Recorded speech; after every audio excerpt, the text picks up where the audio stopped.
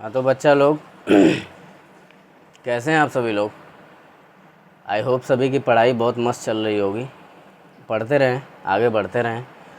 और आज हम क्लास 12 फिजिक्स में चैप्टर 1 का नेक्स्ट लेक्चर लेकर के आ गए हैं, अगला पार्ट लेकर के आ गए हैं। ठीक है, इस पार्ट में हम लोग, इस लेक्चर में हम लोग समझेंगे कि चार्ज की प्रॉपर्टीज़ क्या क्या होती हैं। ठीक है ना, basic properties of electric charge, मतलब आधारभूत गुण प्रॉपर्टीज किसके, इलेक्ट्रिक चार्ज, वैद्युत आवेश। जो वैद्युत आवेश होता है, हमने चार्ज के बारे में पीछे बता रखा है। अब उसी चार्ज की बेसिक सी प्रॉपर्टीज जो होती हैं उनको हम लोग देखेंगे इस लेक्चर में। ठीक है अब इंट्रो ले लेते हैं पहले इसका। There are 2 types of charges. अब ये तो सभी लोग जान चुके हैं, पिछले लेक्चर्स के थ्रू सभी को पता चल गया होगा कि there are 2 types of charges. कितने तरह के चार्ज हैं? 2 तरीके के चार्ज हैं।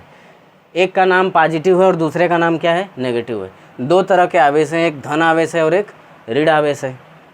ठीक है, देयर इफेक्ट्स, और उनके जो प्रभाव होते हैं, पॉजिटिव का जो इफेक्ट होगा और जो नेगेटिव का इफेक्ट होगा, वो दोनों एक दूसरे को कैंसिल कर देते हैं।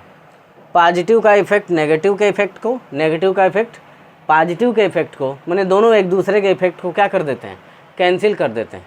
हाँ, ये बात ध्यान में रहे, चार्ज रहेगा, पॉजिटिव वाला जो चार्ज है वो भी रहेगा, नेगेटिव वाला जो चार्ज है वो भी रहेगा। तो चार्जेज रहेंगे, बस उनका प्रभाव कैंसिल हुआ है, चार्ज नहीं कैंसिल हुआ है। ये मत समझना चार्ज मर गया, चार्ज थोड़े मर सकता है। कोई भी बॉडी है तो वो न्यूट्रल होती है। न्यूट्रल क्यों होती है? अरे एक तरफ पॉजिटिव हो जाते हैं, एक तरफ नेगेटिव हो जाते हैं, एक तरफ पॉजिटिव और एक तरफ नेगेटिव। तो पॉजिटिव और नेगेटिव होते हैं, उसमें होते हैं, और एक दूसरे के इफेक्ट को क्या कर देते हैं, कैंसिल कर देते हैं। इसलिए उस बॉडी पे लगता है कोई चार्ज वार्ज नहीं है, लेकिन एक्चुअल में उस बॉडी पे चार्ज होता है। प्लस भी होता है, माइनस भी होता है। जितने प्लस होते हैं उतने ही माइनस होते हैं। अब जाहिर सी बात है, प्लस माइनस पे लगाएगा, माइनस प्लस पे लगाएगा, दोनों एक दूसरे के इफेक्ट को क्या कर देंगे, कैंसिल। तो बस प्रभाव खत्म हुआ है, चार्ज खत्म नहीं हुआ है, चार्ज रहते हैं। If the sizes of charge bodies are very small. अब अगला एजम्पशन है, अगर साइज चार्ज बॉडी की, जो आवेशित बॉडी है, अगर उसकी साइज बहुत छोटी है, साइज अगर बहुत छोटी है। अब देखो, अगर इतनी बड़ी साइज रहेगी तो हम इतना बड़ा चार्ज बना देंगे।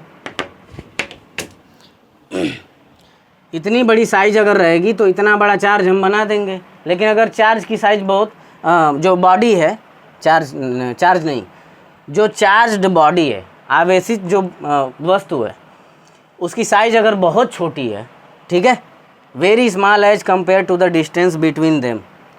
ठीक है, 2 चार्ज हैं, चार्ज बॉडीज हैं, एक बॉडी ये है, एक बॉडी ये है। ठीक है ना, एक बॉडी ए है और दूसरी बॉडी बी है। अब इनके बीच का जो डिस्टेंस है, उस डिस्टेंस के कंपैरिजन में इनकी साइज बहुत छोटी है। डिस्टेंस बहुत ज़्यादा है इनके बीच का, इनके बीच का गैप बहुत ज़्यादा है, इनके बीच का गैप बहुत ज़्यादा है। ठीक है, और इनकी साइज उस मुकाबले बहुत क्या है, छोटी है। तो इन चार्जेज को हम क्या कहेंगे, इनको ट्रीट करेंगे एज पॉइंट चार्जेज, बिंदु आवेश की तरह। हम समझेंगे कि ये पॉइंट चार्ज है, पॉइंट जितना छोटा चार्ज है, ये भी पॉइंट जितना छोटा चार्ज है। क्यों ऐसा? क्योंकि जो चार्ज्ड बॉडीज़ हैं, ठीक है, वो बहुत छोटी हैं, बहुत साइज में बहुत क्या हैं, छोटी हैं। किसके कंपैरिजन में? जो उनके बीच का गैप है, चार्ज्ड बॉडीज़ के बीच का जो गैप है, उस गैप के मुकाबले में जो बॉडीज़ हैं उनकी साइज़ बहुत क्या है, छोटी है। अब क्योंकि साइज़ बहुत छोटी है, चुटपुटिया है, तो इनको पॉइंट चार्ज, बिंदु आवेश समझेंगे। ऑल द चार्ज, अब स्पेस की बात कर लेते हैं। All the charge content of the body is assume to be concentrated at one point in space. अगर स्पेस की बात की जाए, space, all the charge content, ठीक है, जितना चार्ज होता है, जितना आवेश का कंटेंट होता है, चार्ज का जितना कंटेंट होता है ऑफ द बॉडी, किसी बॉडी का जितना चार्ज कंटेंट होता है, उसको मान लिया जाता है। ये एजम्पशन है, ठीक है, माना गया है, मान लिया जाता है to be concentrated at one point, कि सारा चार्ज एक ही पॉइंट पे कंसंट्रेटेड है। जैसे स्पेस में कोई बॉडी है तो उसका सारा चार्ज मान लेते हैं कि एक ही, मान लो पूरा चार्ज इस पर कितना है, क्यू है, तो पूरा चार्ज एक ही जगह पे मान लेते हैं कंसंट्रेटेड है, पूरा फैला हुआ नहीं है, एक ही जगह पे क्या है, कंसंट्रेटेड है। ये कहाँ मानते हैं, स्पेस में। तो अगर स्पेस में कोई चार्ज बॉडी है, ठीक, स्पेस में अगर कोई चार्ज बॉडी है तो उसमें जितना चार्ज रहेगा उस चार्ज को हम मान लेंगे कि उस बॉडी के एकदम सेंटर में कंसंट्रेटेड है, एक ही पॉइंट पे कंसंट्रेटेड है, एक ही जगह केंद्रित है, ठीक है ना। तो हम लोगों ने देखा कि दो तरह के चार्ज थे, एक था पॉजिटिव और एक नेगेटिव। हमने बताया कि पॉजिटिव भी रहेगा, जिंदा रहेगा, नेगेटिव भी जिंदा रहेगा, मरेंगे नहीं दोनों, लेकिन पॉजिटिव और नेगेटिव एक दूसरे के इफेक्ट को क्या कर देते हैं, कैंसिल कर देते हैं। जाहिर सी बात है, ये इसको अट्रैक्ट करता है, ये इसको अट्रैक्ट करता है, दोनों एक दूसरे को अट्रैक्ट करते हैं। अब इस चक्कर में एक दूसरे के इफेक्ट को क्या कर देते हैं, ख़त्म कर देते हैं। इफेक्ट ख़त्म हो गया, लेकिन ये खुद रहेगा, ये भी खुद रहेगा, इफेक्ट ख़त्म हुआ है बस। If the sizes of charge bodies, फिर हमने बताया कि अगर जो चार्ज बॉडीज हैं उनकी साइज बहुत छोटी है उनके बीच के डिस्टेंस के मुकाबले, बीच का जो डिस्टेंस है, बीच की जो दूरी है उसके मुकाबले इनकी साइज बहुत क्या है, छोटी है, पिद्दू सी है, तो हम कह देंगे कि ये चार्जेज कैसे चार्जेज हैं, पॉइंट चार्जेज हैं, ठीक है। और अगर स्पेस की बात की जाए तो किसी बॉडी पे जितना चार्ज है हम ये मान लेते हैं कि उसका सारा चार्ज एक ही जगह कंसंट्रेटेड है, एक ही जगह संकेंद्रित है। अब ये इंट्रो लेने के बाद हम basic properties one by one देखते चलेंगे।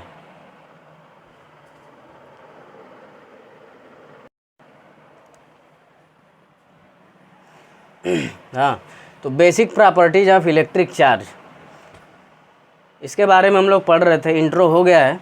अब हम लोग सबसे पहली प्रॉपर्टी देखेंगे। सबसे पहली प्रॉपर्टी आती है एडिटिविटी ऑफ चार्जेज, माने आवेशों का जुड़ जाना, आवेशों का क्या हो जाना, जुड़ जाना, कंबाइन हो जाना, ठीक है।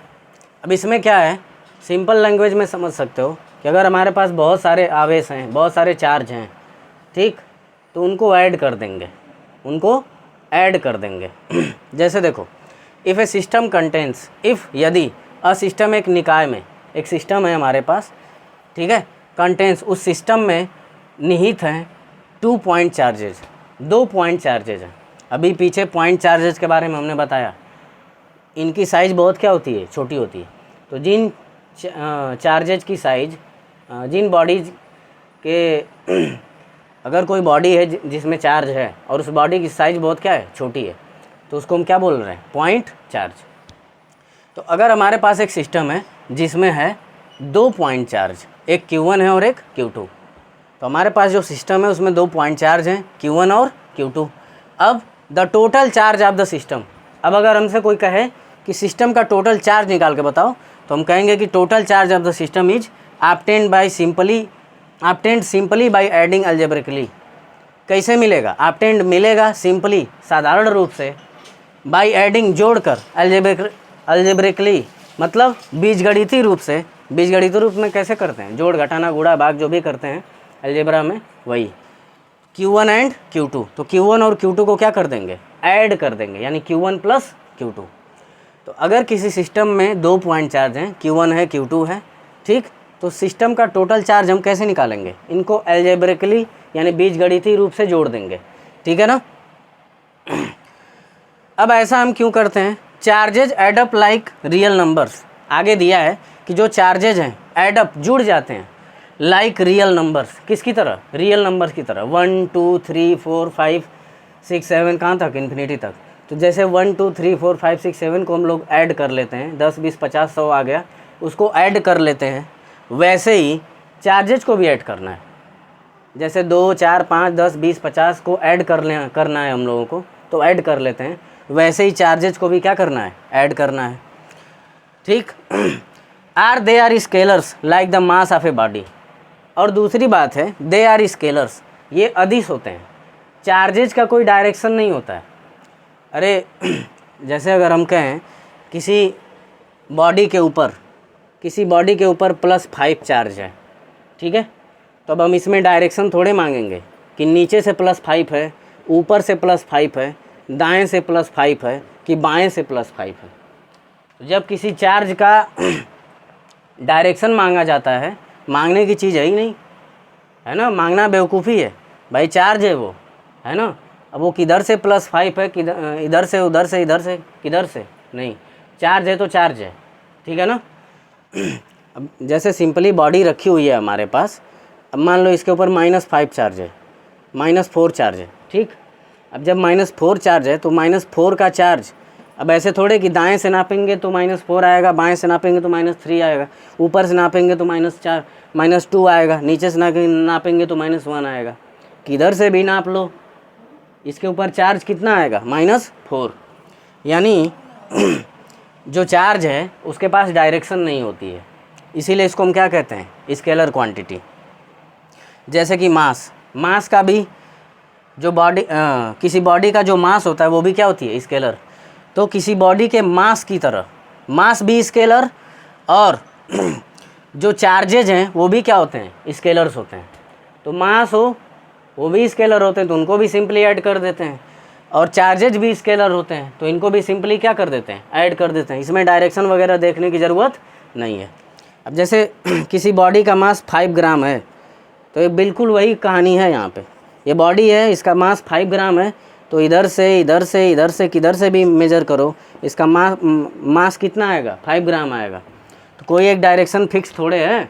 यानी जब किसी बॉडी का मास हम लोग पूछते हैं तो ये नहीं पूछते कि भैया उसका डायरेक्शन बता दो।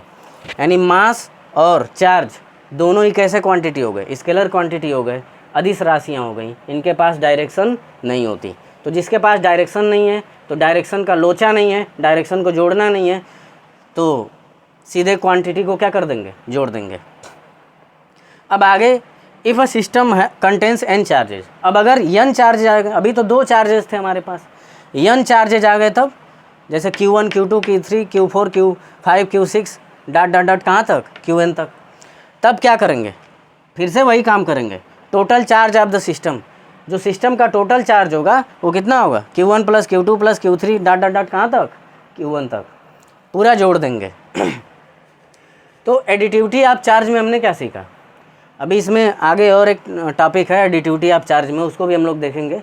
लेकिन इस वाले टॉपिक में हम लोगों ने क्या देखा, इस वाले सेक्शन में हम लोगों ने क्या देखा कि अगर हमारे पास एक सिस्टम है जिसमें जितने भी चार्ज हैं सारे चार्जेज को क्या कर देंगे, ऐड कर देंगे। सिंपल, जैसे रियल नंबर्स को ऐड करते हैं। क्यों, क्योंकि जो चार्ज है वो कैसी क्वांटिटी होती है, चार्ज कैसी क्वांटिटी होती है, स्केलर क्वांटिटी होती है, मतलब इसके पास डायरेक्शन नहीं होता, ठीक, मास की तरह।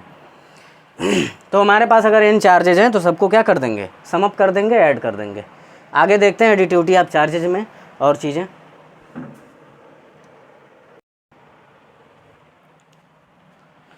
हाँ, तो बच्चा लोग, एडिटिविटी ऑफ चार्ज में अभी हम लोगों ने देखा कि जितने भी चार्ज होते हैं, ठीक है, सारे चार्ज स्केलर क्वांटिटीज होते हैं, तो उन सबको ऐड कर देते हैं। अगर उन सबको सबका मिला जुला मान देखना है, मिली जुली वैल्यू देखनी है, कंबाइंड वैल्यू देखनी है, तो सारे चार्जेज को क्या कर देते हैं, ऐड कर देते हैं, ठीक। अब उसमें हम लोगों ने देखा कि चार्ज भी स्केलर है और मास भी क्या है, स्केलर है। तो मास और चार्ज दोनों इस मामले में सेम है, मास भी स्केलर और चार्ज भी स्केलर। लेकिन एक पैमाना है जहाँ पे मास चार्ज से अलग है, वन डिफरेंस, एक डिफरेंस है चार्ज में और किस में, मास में। दोनों ही स्केलर हैं, दोनों में डायरेक्शन नहीं होती है, लेकिन एक चीज़ में दोनों में डिफरेंस है, चार्ज में भी और मास में भी। क्या डिफरेंस है, मास of a body is always positive. किसी बॉडी का मास हमेशा पॉजिटिव होता है, ठीक है। अब जैसे कोई भी बॉडी है, ये बॉडी है, ठीक, ये एक बॉडी है, तो इस बॉडी का मास कुछ तो होगा, तो कुछ तो होगा तो प्लस में ही आएगा। ऐसा तो है नहीं कि -5 ग्राम आएगा ये या -10 ग्राम आएगा, है ना। जो भी इसका हम क्या बोलते हैं, मास निकालेंगे इसका, तो प्लस में ही आएगा। किसी भी बॉडी का मास, इसका भी कुछ न कुछ तो आएगा, तो पॉजिटिव ही आएगा, है ना। ऐसे ही ये भी है, कुछ न कुछ आएगा, पॉजिटिव ही आएगा, ठीक है। ऐसे ही ये भी है, कुछ न कुछ आएगा, पॉजिटिव ही आएगा, माइनस में तो जाएगा नहीं है। यानी कहने का मतलब ये है कि जो मास है बॉडी का वो हमेशा क्या रहता है, पॉजिटिव रहता है। लेकिन हमारे पास जो चार्जेज होते हैं, ठीक।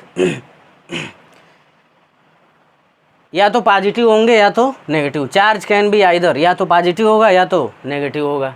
ठीक है, मास पॉजिटिव होता है, सिर्फ नेगेटिव नहीं हो सकता। मास हमेशा पॉजिटिव होगा। अभी हमने बताया कि कुछ तो होगा, कुछ तो होने का मतलब क्या, प्लस में आएगा। कुछ थोड़ी बहुत वैल्यू होगी प्लस में ही आएगी, माइनस में नहीं आएगी। अब ऐसा थोड़ा है कि -10 ग्राम चीनी, -20 ग्राम का -20 ग्राम की बुक, -20 ग्राम का इंसान, भाई कुछ तो होगा तो प्लस में ही आएगा। लेकिन वहीं पे जो चार्ज है वो पॉजिटिव भी होता है और नेगेटिव भी होता है। तो हमें ध्यान देना पड़ता है, प्रॉपर साइंस, उचित चिन्हों का इस्तेमाल करना होता है। उचित चिन्हों का क्या करना होता है, इस्तेमाल करना होता है वाइल एडिंग द चार्जेज। जब हम चार्जेज को क्या करते हैं, जोड़ते हैं। तो जब भी चार्जेज को जोड़ो तो उचित चिन्हों का इस्तेमाल करो, प्रॉपर साइंस लगाओ। प्लस देखो, माइनस देखो, प्लस देखो, माइनस देखो। For example, the total charges of a system containing 5 charges. मान लो एक सिस्टम है जिसमें 5 चार्जेज हैं, +1, +2, -3, +4, -5, टोटल 5 चार्जेज हैं। ठीक है, तो ये प्लस में है, ये प्लस में है, ये भी प्लस में है। तो प्लस वालों को एक तरफ ऐड करोगे, 1 और 2 मिल करके 3, 3 में 4 जोड़ेंगे कितना आएगा, 7। अब माइनस वालों को एक तरफ, -5, -1, -6, -3, -8। ठीक है, 2 और 1 मिल करके 3 हुआ था, 3 और 4 मिल करके प्लस का 7 हुआ था, है ना। प्लस का 7 हुआ, -1, अरे -5, -1 मिल करके -6 और -3 मिल करके -8। -8 बड़ा है, +7 छोटा है, तो -1 में वैल्यू आएगी।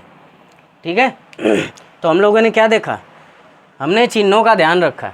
जो प्लस वाले थे उनको एक साथ रखा, जो माइनस वाले थे उनको एक साथ रखा। फिर हम लोग फाइनल कंक्लूजन पे आए, अंतिम परिणाम पे आए।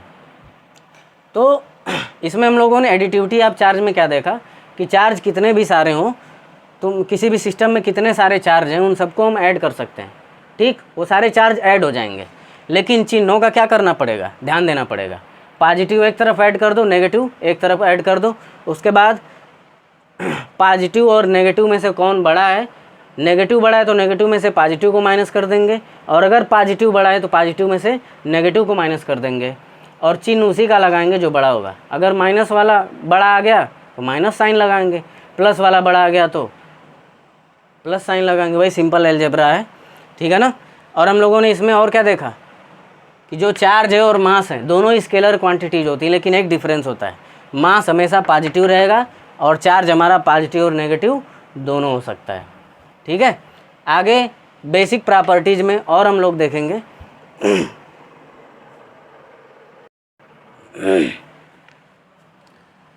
अब बेसिक प्रॉपर्टीज़ में इलेक्ट्रिक चार्ज की जो बेसिक प्रॉपर्टीज़ हम लोग पढ़ रहे थे उसमें सबसे पहली प्रॉपर्टी एडिटिविटी ऑफ चार्ज, यानी चार्जों का ऐड हो जाना, सम अप हो जाना, ये तो हम लोग देख चुके हैं। अब हम लोग देखेंगे कि चार्ज इज कंजर्व्ड। अगली प्रॉपर्टी है कि जो चार्ज है वो संरक्षित रहता है। ठीक है, संरक्षित रहने का मतलब क्या, जितना पहले था उतना ही अब भी। कंजर्वेशन का मतलब क्या होता है, कंजर्वेशन का मतलब सेम क्वांटिटी को मेंटेन बनाए रखना। अगर 10 है तो 10 ही बने रहना, 20 है तो 20 ही बने रहना, न 20 से 19 हो न 20 से 21 हो। ठीक है, तो ये होता है कंजर्वेशन ऑफ, माने किसी भी चीज़ का कंजर्वेशन। मास का कंजर्वेशन कह लो, चार्ज का कंजर्वेशन कह लो, ठीक है ना, मोमेंटम का कंजर्वेशन कह लो, किसी भी चीज़ का कंजर्वेशन कह लो। कंजर्वेशन वर्ड ये दिखाता है कि जो चीज़ जितनी पहले थी, ठीक है, वही वो चीज़ बाद में भी उतनी ही होनी चाहिए, ये होता है कंजर्वेशन। तो चार्ज जो है कंजर्व्ड होता है, संरक्षित रहता है। कैसे समझते हैं, व्हेन वी रब, व्हेन जब वी रब हम रगड़ते हैं, टू बॉडीज़, जब हम दो बॉडीज़ को रगड़ते हैं, जब हम दो बॉडीज़ को क्या करते हैं, रगड़ते हैं, तो जब दो बॉडीज़ को रगड़ते हैं, व्हाट वन बॉडी गेन्स, तो मान लो इस बॉडी में से इलेक्ट्रॉन इसमें चले गए, ठीक है, इस बॉडी में से इसमें चले गए, माने चार्ज इसमें से इसमें मान लो चला गया, तो जो इसने लूज किया वही इसने पाया, इसने जो पाया वही इसने क्या किया, लूज किया, या जो इसने लूज किया वही इसने पाया। ठीक, व्हाट वन बॉडी गेन्स, जो एक बॉडी को मिलता है in charge the other body loses, दूसरी वाली बॉडी क्या करती है, लूज कर देती है। रगड़े, इसने लूज किया, अब जो चार्ज इसने लूज किया वही चार्ज इसको मिल गया। तो चार्ज एक जगह से दूसरे जगह ट्रांसफ़र हुआ है, ख़त्म थोड़ी हुआ है ना। चार्ज जो है एक जगह से दूसरे जगह क्या हो गया, ट्रांसफ़र हो गया है। चार्ज जितना पहले था उतना ही अभी, अब दोनों को पास में अगर रख दें तो हम कह सकते हैं कि जो चार्ज इसका था वो यहाँ पे मौजूद है, ख़त्म नहीं हुआ है ना। तो ये सीन हुआ। तो जब हम दो बॉडीज़ को रगड़ते हैं, रब करते हैं, तो जो एक बॉडी गेन करती है वही दूसरी बॉडी क्या करती है, लूज करती है। तो चार्ज ख़त्म कहाँ हुआ, बस एक जगह से कहाँ गया, दूसरे जगह गया, ख़त्म नहीं हुआ है, बस जगह बदली है, ख़त्म नहीं हुआ है। ठीक, with in an isolated system. अब आगे देखो, with in an isolated system, अगर हमारे पास एक आइसोलेटेड सिस्टम है, आइसोलेटेड सिस्टम विलगित निकाय, मतलब ऐसा सिस्टम जिसको छोड़ करके उसकी चीज़ें बाहर ना जा सकें, उस सिस्टम के अंदर जो भी चीज़ें रहेंगी वो उस सिस्टम को छोड़ के नहीं जा सकती, बाहर नहीं जा सकती, और ना ही बाहर से कोई चीज़ अंदर आ सकती है। आइसोलेटेड सिस्टम का मतलब वो सिस्टम जिसमें बाहर से कुछ अंदर नहीं आ सकता और अंदर से कुछ बाहर नहीं जा सकता। Isolated system consisting of many charge bodies.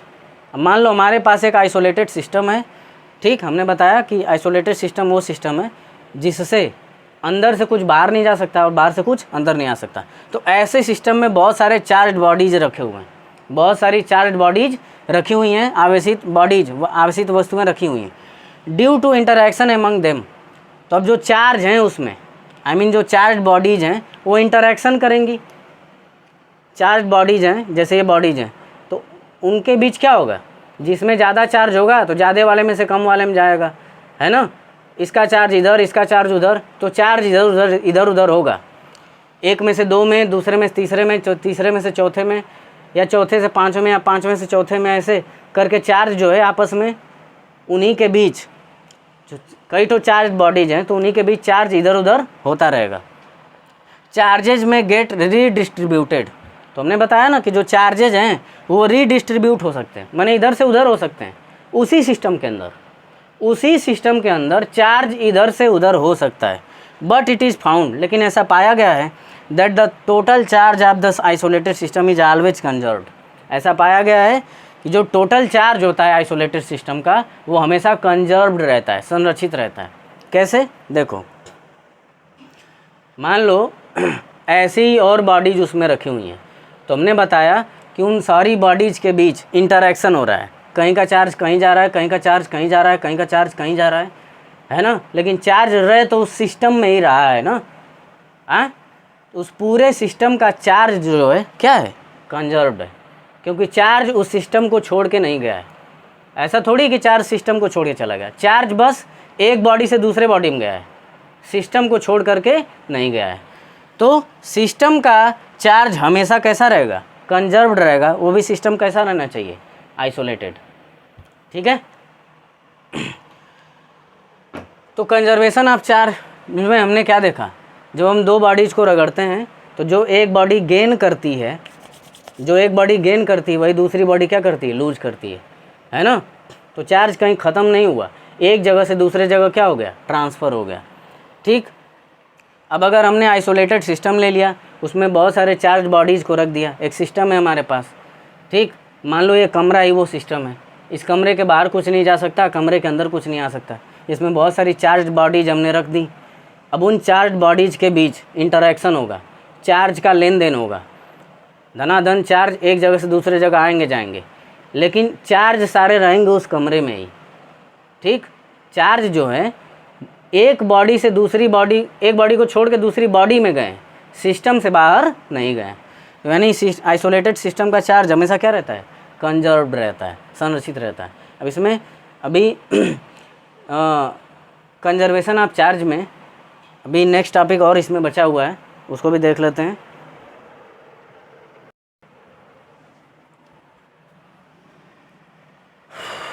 अभी हम लोग देख रहे थे कि जो चार्ज है वो कंजर्व्ड होता है, ठीक है। कंजर्व होने का मतलब आइसोलेटेड सिस्टम हम लोगों ने लिया था, आइसोलेटेड सिस्टम में जितने भी चार्ज बॉडीज़ थी, तो उन एक बॉडी से दूसरी बॉडी में चार्ज क्या हो रहा था, ट्रांसफ़र बस हो रहा था, लेकिन रह उस सिस्टम में ही रहा था। तो इस तरह से हम कह रहे थे कि जो आइसोलेटेड सिस्टम होता है, ठीक, उसका चार्ज कैसा रहता है, कंजर्व्ड रहता है, संरक्षित रहता है। जितना पहले रहता है उतना ही, इंटरेक्शन के पहले जितना रहता है इंटरेक्शन के बाद भी उतना ही रहता है। हमने जैसा कि बताया आइसोलेटेड सिस्टम को छोड़ करके कोई जा नहीं सकता या बाहर से कोई आ नहीं सकता। अब चार्ज कंजर्व होता है, इसमें इस बात को प्रूव करने के लिए कुछ और चीज़ें हैं, उनको भी देख लेते हैं। इट इज़ नॉट पॉसिबल, संभव नहीं है, टू क्रिएट, बना लेना या डिस्ट्रॉय या नष्ट कर देना, एनी चार्ज, किसी चार्ज को, carried by any isolated system. अगर एक आइसोलेटेड सिस्टम में चार्ज रखा हुआ है तो हम उसको बना नहीं सकते और मिटा नहीं सकते। बाय सिस्टम आइसोलेटेड है, तो जब आइसोलेटेड है तो बाहर से कुछ उसमें जाएगा नहीं। जब बाहर से कुछ जाएगा नहीं तो डिस्ट्रॉय कैसे करेंगे, और जब बाहर से कुछ जाएगा नहीं तो बनाएंगे कैसे। तो बाहर से तो कुछ हम कर ही नहीं पाएंगे, तो ना बना पाएंगे ना मिटा पाएंगे, ठीक। आल्दो चार्ज कैरिंग पार्टिकल्स, हाँ ये हो सकता है कि चार्ज कैरिंग पार्टिकल्स, जो चार्ज कैरिंग पार्टिकल्स होते हैं, माने ऐसे कण जिनमें चार्ज बह रहा होता है, वो पार्टिकल जो ढो रहे होते हैं किसको, चार्ज को, मे बी क्रिएटेड, तो उन पार्टिकल्स को बनाया जा सकता है या मिटाया जा सकता है। आइसोलेटेड सिस्टम के अंदर अगर कोई चार्ज है तो उसको ना तो तुम बना सकते हो ना ही मिटा सकते हो, ये अधिकार नहीं है किसी के पास, ठीक। और अगर कोई पार्टिकल ऐसा है जो चार्ज को ढो रहा है, ऐसा पार्टिकल है जो किसको ढो रहा है, चार्ज को, तो उस पार्टिकल को बना भी सकते हो और डिस्ट्रॉय भी कर सकते हो। कैन बी क्रिएटेड और डिस्ट्रॉयड, हम नहीं कर सकते हैं। इन अ प्रोसेस समटाइम्स, अब देखो कैसे होता है ये, इन अ प्रोसेस, एक प्रोसेस एक प्रक्रिया है, समटाइम्स कभी कभी, नेचर क्रिएट्स, जो प्रकृति है वो बनाती है, क्या बनाती है, चार्ज्ड पार्टिकल्स। कभी कभार ऐसा होता है कि जो प्रकृति है वो चार्ज्ड पार्टिकल्स को बनाती है, ठीक है। जैसे अ न्यूट्रॉन टर्न्स, जैसे कि एक न्यूट्रॉन जो है टर्न कर लेता है, बदल जाता है एक प्रोटॉन में और एक इलेक्ट्रॉन में, किसमें, प्रोटॉन में और इलेक्ट्रॉन में। तो जो प्रकृति है वो बदल देती है, किसको, न्यूट्रॉन को।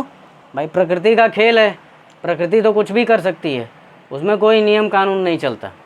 तो प्रकृति ने क्या किया, न्यूट्रॉन को बदल दिया, किसमें, प्रोटॉन में और इलेक्ट्रॉन में। अब ये इतना ज़रूर करती है कि जितना प्रोटॉन बनाती है न्यूट्रॉन से, उतना ही इलेक्ट्रॉन भी बनाती है। एक न्यूट्रॉन था, उसको तोड़ी तो एक प्रोटॉन बनाई और एक क्या बनाई, इलेक्ट्रॉन, ठीक।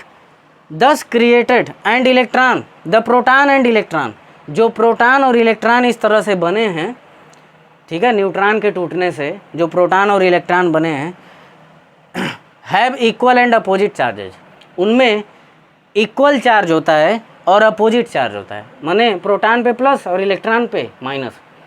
अब उस पर जितना माइनस होता है प्रोटॉन पे, इलेक्ट्रॉन पे उतना, प्रोटॉन पे जितना प्लस होता है इलेक्ट्रॉन पे उतना ही माइनस होता है, तो उतना ही होता है, यानी इक्वल।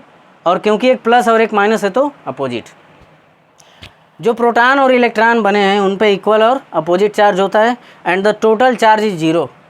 अब जो टोटल चार्ज है वो जीरो होता है। अब जो पूरा आवेश है वो क्या बन जाएगा, जीरो। तो आवेश जीरो होने का मतलब क्या, चार्ज तो रहेगा, प्लस भी रहेगा माइनस भी रहेगा, दोनों एक दूसरे के इफेक्ट को क्या कर देंगे, जीरो कर देंगे।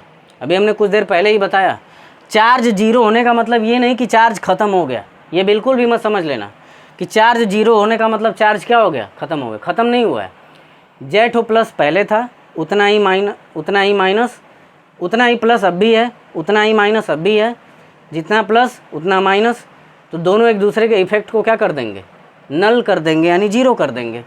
लेकिन जितने प्लस थे अब भी हैं, जितने माइनस थे वो अब भी हैं, बशर्ते यही कि अब उनका इफेक्ट क्या हो चुका है, जीरो, ठीक है। तो क्रिएशन के पहले, प्रोटॉन और इलेक्ट्रॉन बनने के पहले भी जो टोटल चार्ज रहा होगा, जो टोटल इफेक्ट रहा होगा, वो जीरो रहा होगा, ठीक। और जब इलेक्ट्रॉन और प्रोटॉन प्रकृति ने बनाया न्यूट्रॉन तोड़ करके, तब भी टोटल चार्ज कितना रहा, जीरो ही रहा। तो चार्ज इज कंजर्व्ड, इस तरह से हम कह सकते हैं जो चार्ज है वो क्या है, कंजर्व्ड है। हम लोगों ने क्या देखा कि जो चार्ज है किसी आइसोलेटेड सिस्टम का, ठीक, किसी आइसोलेटेड सिस्टम में जितने भी चार्ज बॉडीज हैं वो बस एक दूसरे में चार्ज का आदान प्रदान करती हैं।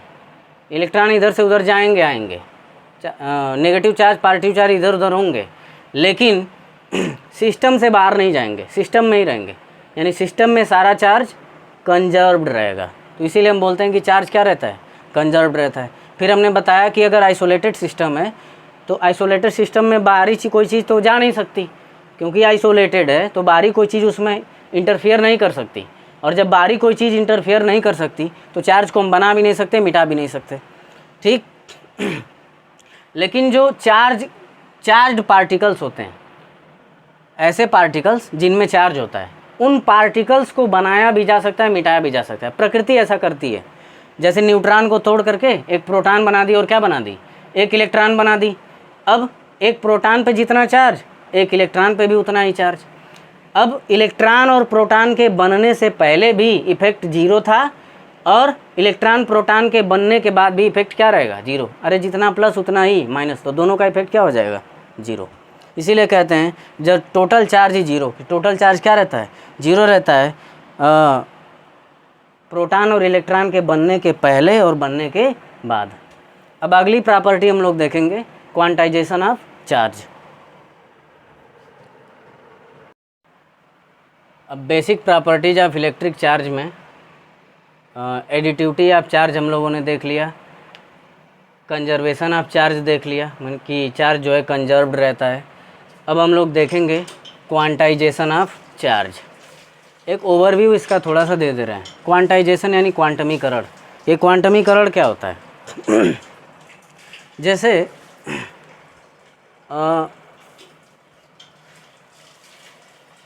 दो तरह के दुकानदार हैं।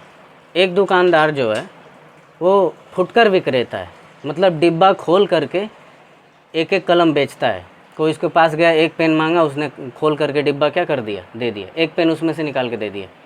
कोई दूसरा गया तो उसको भी एक पेन निकाल करके दे दिया।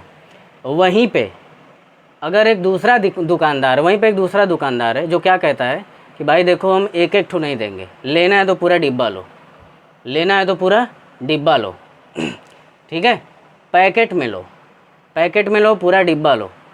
तो जो पहला दुकानदार है वो फुटकर में दे रहा था, ठीक, बांट बांट के दे रहा था, लेकिन जो दूसरा दुकानदार है वो पूरा पैकेट का पैकेट दे रहा है। तो जो चार्ज है वो भी ऐसा ही होता है, वो फुटकर फॉर्म में नहीं चलता है कि इलेक्ट्रॉन को आधा कर दिए, प्रोटॉन को आधा कर दिए, ठीक, 3.5 इलेक्ट्रॉन दे दिए, प्लस 5.5 इलेक्ट्रॉन दे दिए, माइनस 3.5 इलेक्ट्रॉन, माइनस 2.5 इलेक्ट्रॉन, ठीक, 2.25 इलेक्ट्रॉन। ऐसे नहीं होता है। जब भी इलेक्ट्रॉन जाएगा पूरा जाएगा, 1 electron, 2 electron, 3 electron, 4 electron, 5 electron, 6 electron, ऐसे जाएगा। तो इलेक्ट्रॉन कभी भी बंट करके नहीं जाता है, आधा, तिहाई, चौथाई ऐसे नहीं होता है। 1 इलेक्ट्रॉन, 2 इलेक्ट्रॉन, 3 इलेक्ट्रॉन, ऐसे ही चलता है। तो देखते हैं आगे, यही होता है quantization of charge. All free charges, जितने भी फ्री चार्ज होते हैं, फ्री चार्ज कौन होता है, इलेक्ट्रॉन, जितने भी फ्री चार्ज होते हैं are integral multiples of a basic unit. Electron के मैंने प्रोटॉन भी हो सकते हैं अगर उनको निकाला जाए तो। ऑल फ्री चार्जेज, तो सिर्फ इलेक्ट्रॉन को न को, जितने भी फ्री चार्जेज हैं आर इंटीग्रल मल्टीपल्स, ये जो है इंटीग्रल मल्टीपल होते हैं, ठीक है, of a basic unit of charge. एक बेसिक यूनिट होती है चार्ज की जिसको डिनोट किया जाता है ई से। चार्ज की एक बेसिक यूनिट होती है जिसको ई से डिनोट करते हैं, और इसी का इंटीग्रल मल्टीपल होते हैं। इंटीग्रल मल्टीपल का मतलब क्या, पूर्णांक गुणज, पूर्णांक गुणज। मतलब जैसे अगर ई है, ई जो है 1 को दिखा रहा है, ई किसको दिखा रहा है, 1 को, तो अगर 10 हैं तो ई में 10 का क्या कर देंगे, गुणा, और अगर 20 हैं तो ई में 20 का क्या कर देंगे, गुणा। तो 20 10 50 60 ऐसे ही n होंगे तो n। तो जो चार्जेज होते हैं, जितने भी फ्री चार्जेज होते हैं वो एक बेसिक यूनिट, ठीक, चार्ज की बेसिक यूनिट जिसको किससे दिखाते हैं, ई, ई का इंटीग्रल मल्टीपल होते हैं, ई का इंटीग्रल मल्टीपल। अब जो यन है वो कोई भी इंटीजर होगा, पूर्णांक होगा, या तो पॉजिटिव पूर्णांक हो सकता है या तो नेगेटिव, ठीक। अगर एक ठो है तो यन की जगह एक, दो हैं चार्ज तो यन की जगह दो, तीन है तो तीन, चार है तो चार, पाँच है तो पाँच, ऐसे ही यन है तो यन, तो कितने चार्ज हो गए, Q equal to n e. Where n is any integer, हमने बताया कि जो n है वो इंटीजर होता है, या तो पॉजिटिव हो सकता है या तो नेगेटिव होता है। This basic unit of charge, अब जो चार्ज की ये बेसिक यूनिट होती है, unit of charge is the charge, वो चार्ज होता है दैट एन इलेक्ट्रॉन और प्रोटॉन कैरीज, ठीक। एक प्रोटॉन का चार्ज कह लो या एक इलेक्ट्रॉन का चार्ज कह लो, एक प्रोटॉन में जितना चार्ज होता है या एक इलेक्ट्रॉन में जितना चार्ज होता है उसी चार्ज को ई से दिखाते हैं, ठीक है, उसी चार्ज को ई से दिखाते हैं। तो अब जब चार्ज का ट्रांसफ़र होगा तो ई के गुणे के रूप में ही होगा, एक ई, एक ठो ई जाएगा, दो ठो ई जाएगा, तीन ठो ई जाएगा, चार ठो ई जाएगा, पाँच ठो ई जाएगा, ढाई ई, पौने ई, चौथाई ई नहीं जाएगा। जब भी जाएगा ई का इंटीग्रल मल्टीपल जाएगा, ठीक है।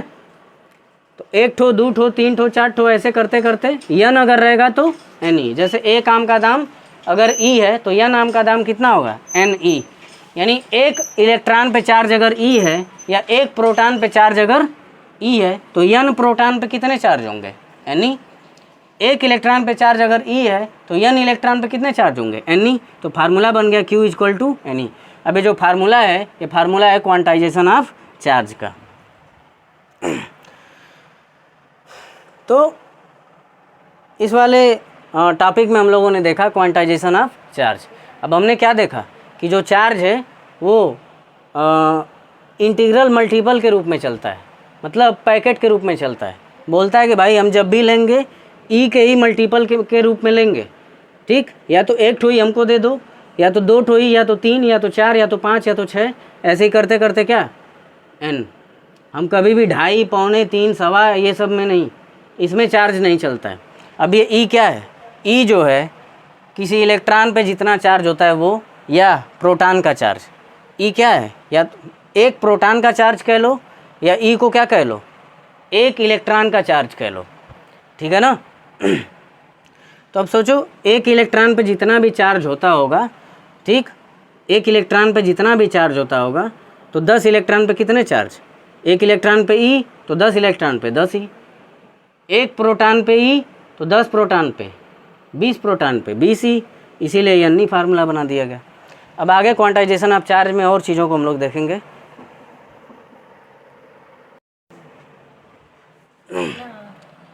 अब हम लोग आगे ध्यान देंगे क्वांटाइजेशन ऑफ चार्ज में, ठीक है। क्वांटाइजेशन ऑफ चार्ज में अभी हम लोगों ने अभी तक क्या देखा, ये पाया कि जो चार्ज है वो ढाई, तीन, पौने, सवा बट करके नहीं चलता है, हिस्सों में नहीं चलता है, कंप्लीट चलता है। किसके कंप्लीट फॉर्म में, ई के इंटीग्रल मल्टीपल के फॉर्म में। ई का मल्टीपल रहेगा, कुछ भी रहेगा ई का मल्टीपल रहेगा, ठीक। दो है तो दो ई, तीन है तो तीन ई, चार है तो चार ई, पाँच है तो पाँच ई, और अगर 6 इलेक्ट्रॉन है तो 6 ई, 10 इलेक्ट्रॉन है तो 10 ई, 20 प्रोटॉन है तो 20 ई, ये हमने बताया। अब आगे हम लोग देखते हैं कि बाय कन्वेंशन, कन्वेंशन जो है लिया गया है, हम बोलने के लिए तो ये भी बोल सकते थे कि इलेक्ट्रॉन पॉजिटिव होता है, लेकिन ये कन्वेंशन है, मान्यता है कि इलेक्ट्रॉन पे हम लोग क्या लेते हैं, नेगेटिव चार्ज। अब जब इलेक्ट्रॉन पे नेगेटिव लेते हैं तो इलेक्ट्रॉन को माइनस ई लिखते हैं और प्रोटॉन को लिखते हैं प्लस ई। बाय कन्वेंशन यानी मान्यता के हिसाब से इलेक्ट्रॉन का चार्ज हम लोग क्या बताते हैं, नेगेटिव, और इसीलिए जब इलेक्ट्रॉन का नेगेटिव बताते हैं तो प्रोटॉन का क्या बताते हैं, पॉजिटिव। तो इलेक्ट्रॉन को माइनस ई से दिखाते हैं और प्रोटॉन को प्लस ई से दिखाते हैं। अब आगे जो हमने बताया कि the fact that electric charge is always an integral multiple of e, यह बात कि जो चार्ज है वो हमेशा इंटीग्रल मल्टीपल होता है, चार्ज हमेशा इंटीग्रल मल्टीपल होता है किसका, ई का। ये फैक्ट कि चार्ज हमेशा इंटीग्रल मल्टीपल होता है किसका, ई का, बेसिक यूनिट ई का। इसी को हम कहते हैं क्वांटाइजेशन ऑफ चार्ज। और जो ई की वैल्यू होती है 1.602192 मल्टीप्लाइड बाई 10⁻⁻19 कूलम। अब जो कूलम है वो चार्ज की यूनिट होती है। तो क्वांटाइजेशन ऑफ चार्ज के बारे में चीज़ें क्लियर हो गई होंगी। हम लोगों ने देखा कि किस तरह से जो चार्ज है वो बंट करके नहीं चल रहा है, एक कंप्लीट फॉर्म में चल रहा है। कंप्लीट फॉर्म किसका कंप्लीट फॉर्म? ई का। ई के मल्टीपल में चल रहा है। अगर हमारे पास 5 इलेक्ट्रॉन है तो हम कहेंगे चार्ज कितना है? 5 ई। 10 प्रोटॉन है तो हम कहेंगे 10 ई। अगर हमारे पास 100 प्रोटॉन है तो हम कहेंगे 100 ई। और अगर हमारे पास 50 इलेक्ट्रॉन है तो हम कहेंगे 50 ई। तो ई का ही मल्टीपल हमको बार बार लेना है। कभी भी हम ई का आधा मल्टीपल या ई का तिहाई मल्टीपल, ई का चौथाई मल्टीपल, 1/8, 1/9 ये सब नहीं ले सकते। जब भी लेंगे तो ई का इंटीग्रल लेंगे, माने कंप्लीट मल्टीपल ही लेंगे। और यही है क्वांटाइजेशन ऑफ चार्ज। और ई की वैल्यू लिखी हुई है यहाँ पे, आप लोग देख सकते हैं 1.602192 मल्टीप्लाइड बाई 10⁻⁻19 कूलम। ठीक है, तो आज का लेक्चर यहीं पे ख़त्म करते हैं। आगे हम लोग कूलम्स लॉ और उससे रिलेटेड चीज़ों के बारे में पढ़ेंगे। तब तक के लिए पढ़ते रहें।